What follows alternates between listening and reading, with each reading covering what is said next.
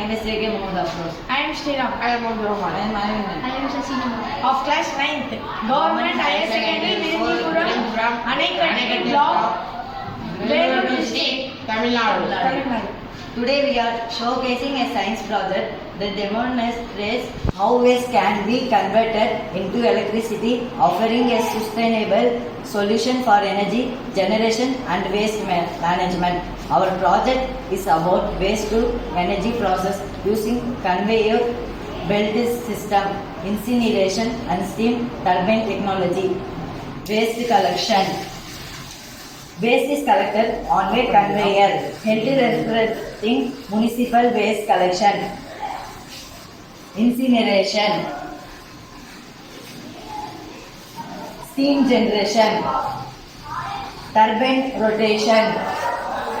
Electricity generation.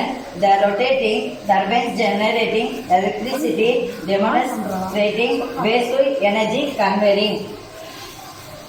This process reduces landfill waste, generates clean energy and promotes sustainable development. Thank you. Welcome.